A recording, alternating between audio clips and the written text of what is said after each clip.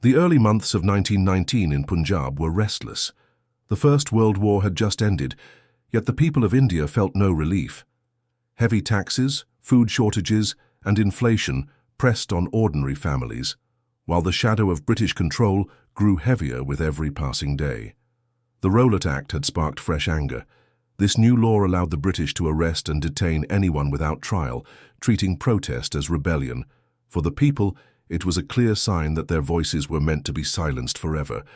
They could no longer bear it in silence. In Amritsar, the heart of Punjab, discontent boiled like fire in the chest of its people. Men, women, and children felt betrayed by a government that promised justice during the war, but delivered only chains. The city streets buzzed with whispers of defiance and determination. The bazaars of Amritsar, usually alive with merchants, became spaces of resistance. Shopkeepers shut their stores in protest, workers abandoned their posts, and farmers came in from nearby villages. Everyone knew that silence meant surrender, and surrender meant slavery. The British authorities sensed danger. Sir Michael O'Dwyer, the Lieutenant Governor of Punjab, and Brigadier General Reginald Dyer, the military commander, grew uneasy. They saw not a peaceful movement, but a brewing rebellion that threatened their iron grip over the province. When news spread that two Indian leaders, Dr. Saifuddin Kichlu and Dr. Satyapal, were arrested and secretly taken away, the people's patience snapped. The arrests struck Amritsar like a thunderbolt, shaking its streets with grief and anger. Crowds poured out demanding their release. The protests were loud but largely unarmed. Yet in British eyes, even the sight of people gathering was a threat. On April 10, 1919, British forces opened fire on demonstrators near the railway bridge. Blood soaked the streets, and the city trembled in shock. The killings only deepened the people's resolve. Leaders were gone, but the spirit of defiance refused to die. Word spread quickly. On April 13th, a great meeting would take place in Jallianwala Bagh, a walled garden in the city. It would be a day of peace and protest. Jallianwala Bagh was no grand field, but a rough, uneven patch of land surrounded by high walls and narrow entrances. Families often gathered there during festivals, and villagers treated it as a place of community. On that fateful Sunday, it became the stage for history. By the afternoon, thousands filled the garden. Some came to protest against the Rowlatt Act. Others came with children, treating the day as a festival after Baisakhi celebrations. Men in turbans, women in veils, and children with bare feet moved together in a sea of humanity. The air was thick with speeches and chatter. Voices rose about freedom, about the need to stand united, about the injustice of a foreign rule that starved them of dignity. Yet there was no weapon in sight, only words, faith, and determination. Unbeknownst to the gathering, General Dyer had already prepared his men. He was determined to break the spirit of Punjab with one brutal blow. To him, the garden was not filled with families, but with traitors who needed to be crushed into silence. As the afternoon sun sank lower, Dyer marched into Amritsar with 90 soldiers. They carried rifles, machine guns, and an order that would change history. The general's face was set in cold determination, untouched by mercy or doubt. He reached the entrance of Jallianwala Bagh around 5 p.m. The garden, with its narrow alleyways, left no room for escape. The gathering, unaware of what was about to unfold, continued its speeches and songs, unaware that death was at the door. Dyer lined up his men at the narrow entrance. Without warning, without negotiation, he ordered them to raise their rifles. The command was simple, merciless, and final. "Fire," he said, and the soldiers obeyed. The first shots tore through the crowd like lightning. Panic erupted instantly as screams filled the air. Mothers clutched their children, men shielded their wives, and the once peaceful garden became a pit of terror. The bullets did not stop. General Dyer ordered his men to shoot into the thickest part of the crowd. He wanted no corner safe, no escape possible. People fell like grass under a scythe, collapsing in heaps, blood staining the earth red. Some tried to scale the high walls, but the bullets struck them down. Others ran toward the narrow exits only to be met with gunfire. The cries of the wounded mixed with the shrieks of the dying, a chorus of agony that rose to the skies. In the center of the garden, a well became a desperate refuge. Dozens leapt into its depths to escape the hail of bullets, only to die crushed or drowned. Even water turned into a grave. The massacre spared none, old, young, men, women, or children. Dyer gave no signal to stop until his men had fired nearly every bullet. For 10 minutes the shooting continued without pause, turning Jallianwala Bagh into a slaughterhouse. The earth drank the blood of innocents, while the sky watched in silence. When the guns finally fell silent, the garden was a field of corpses. Hundreds lay dead and thousands groaned in agony, bleeding without aid. Yet Dyer did not allow medical help. To him, mercy was weakness, and weakness was not for rulers. He marched out as coldly as he had entered, leaving the dead and dying behind. The people of Amritsar would never forget this nightmarish day. The soil of Jallianwala Bagh was forever soaked in blood, a reminder of cruelty masked as authority. News of the massacre spread like wildfire. Villages whispered the horror, mothers wept for their sons, and fathers buried their children. Punjab trembled with grief, but also with a new determination. The British had shown their true face, and India would never forgive. The massacre was no mere act of violence, it was torture on a collective scale. It was meant to break the spirit of a people, to burn fear into their hearts. Yet, unknowingly, it forged a fire that would fuel India's struggle for freedom. The night after the massacre hung heavy over Amritsar. The cries of the wounded faded into a chilling silence as families searched desperately for their loved ones. Some found corpses stacked upon each other, while others found nothing but pools of blood where their kin had fallen. Bodies lay uncollected in the garden through the night. General Dyer had forbidden any rescue efforts until the following morning. Mothers wept beside their dead children, while survivors with shattered limbs crawled in agony, begging for water under the cruel gaze of soldiers. The well in the center of the garden had become a grave. When villagers returned the next morning, they pulled out body after body. Men, women, even children had been crushed in their attempt to escape. The sight broke hearts and steeled tempers. In homes across Punjab, grief turned into rage. The massacre was no accident. It was deliberate punishment. People whispered of Dyer's cruelty, calling him the butcher of Amritsar. Yet the British rulers praised his action as necessary discipline. To them, Indian lives were expendable. News traveled beyond Punjab, carried by word of mouth, letters, and travelers. In villages, fires were lit in mourning, and people swore never to forget. The name Jallianwala Bagh became etched into memory, no longer a garden, but a place of horror. In Delhi, Bombay, Calcutta, and Madras, the story spread like wildfire. Newspapers tried to print the truth, though censorship was strict. Indian editors risked arrest to tell the world of the bloodbath, ensuring that the massacre would not be buried in silence. Among the leaders of the national movement, the news struck like a dagger. Mahatma Gandhi, who had long preached loyalty to the British Crown during the war, now saw clearly that trust was impossible. The massacre changed him, and through him, it changed India. For Rabindranath Tagore, the poet and Nobel laureate, the tragedy was unbearable. In a gesture of protest, he renounced the knighthood the British had given him. His words carried grief and defiance, condemning the empire's cruelty for the world to see. Meanwhile, Dyer walked proudly, unashamed of his act. He reported that he had done his duty, that he had taught the natives a lesson. In his cold logic, the slaughter was not murder but military necessity. His arrogance deepened the wound he had created. In the countryside, villagers avoided the city, fearing more bloodshed. Amritsar became a place of mourning draped in silence. The bazaars, once alive with music and trade, now echoed only with whispers of loss and the quiet footsteps of grieving families. The British administration tried to tighten its grip. Soldiers patrolled the streets, enforcing humiliating rules. In one part of the city, Indians were forced to crawl on their bellies across certain streets, a punishment designed to humiliate and strip away dignity. Floggings became public spectacles. Men were tied to whipping posts and lashed until their skin tore open, while crowds were forced to watch.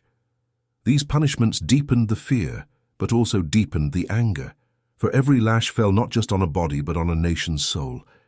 The cruelty was systematic, meant to show that resistance would not be tolerated. Collective fines were imposed on whole villages, forcing the poor to pay for the government's violence. It was not just one massacre, it was a campaign of terror. Families of the dead lived in silence. Widows dressed in mourning, children grew up with hatred in their hearts, and farmers carried the memory into their fields. The blood spilled in the garden had become part of the soil, refusing to be forgotten. In Britain, news of the massacre took longer to spread. At first, the officials shielded Dyer, claiming he had saved the empire from rebellion. Many politicians defended him, arguing that his cruelty was justified to keep India under control. But reports from India told a different story. Journalists, missionaries, and independent investigators sent back chilling accounts of the massacre.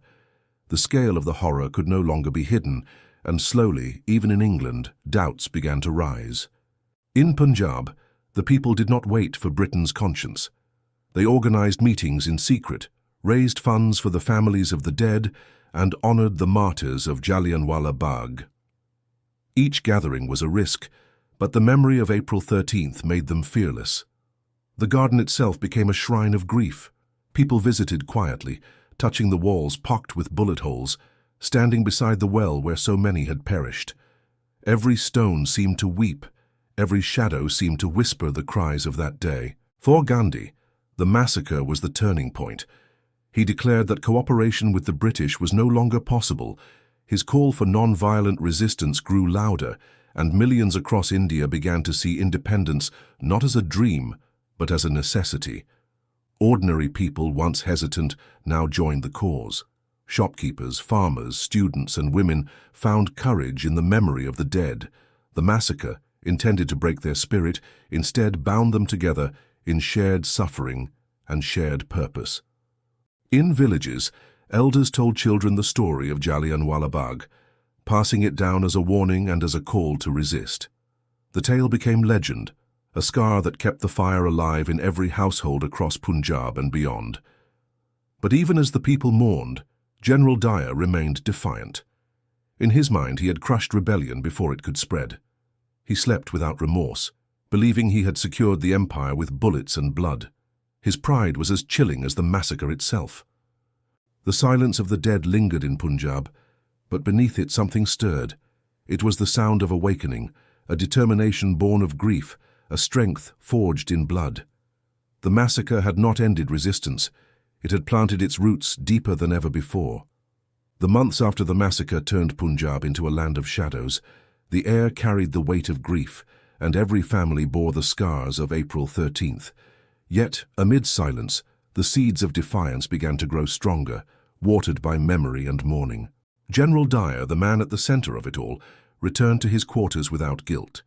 He wrote his report with calm detachment, describing the firing as necessary and the deaths as unfortunate but unavoidable. To him, it was a job well done. In British circles, Dyer was not condemned but applauded by many. Officials praised him as the protector of the empire, a man who had crushed rebellion before it rose. The blood of innocence was reframed as loyalty to the crown. But outside the walls of power, voices rose in anger. Independent newspapers printed accounts of the massacre, risking censorship. Missionaries who had witnessed the tragedy wrote letters to London, describing the horror in words that could not be softened. The Hunter Commission was eventually formed to investigate. Its sessions drew crowds, eager to see justice. Survivors came forward, trembling as they described the bullets, the screams, and the helplessness of being trapped inside the garden of death. General Dyer testified without shame. When asked if he gave any warning before firing, he calmly said no. When asked if he regretted his actions, he replied that his only regret was not being able to use machine guns inside the garden. His cruelty was laid bare. For the people of India, the commission was a farce. Dyer was not punished. Instead, he was quietly retired from service. The empire that had murdered thousands could not bring itself to call him guilty. Justice was denied, and the wound deepened. In Britain, however, the truth could not be silenced forever. Politicians like Winston Churchill condemned Dyer's actions as monstrous. Debates raged in Parliament, some defending him as a hero, others branding him a criminal. The empire was divided against itself. In India, the people were united in fury. Jallianwala Bagh became a rallying cry. Leaders declared that the blood of innocents had exposed the true face of British rule. Independence was no longer just a dream of a few. It became the duty of millions. Mahatma Gandhi launched his non-cooperation movement, urging Indians to boycott British goods, schools, and institutions. "We can no longer beg for justice," he said. "We must take back our dignity by refusing to serve the system that killed our brothers and sisters." Across the nation, protests surged. Students left classrooms, workers abandoned British-run factories, and farmers refused to pay taxes.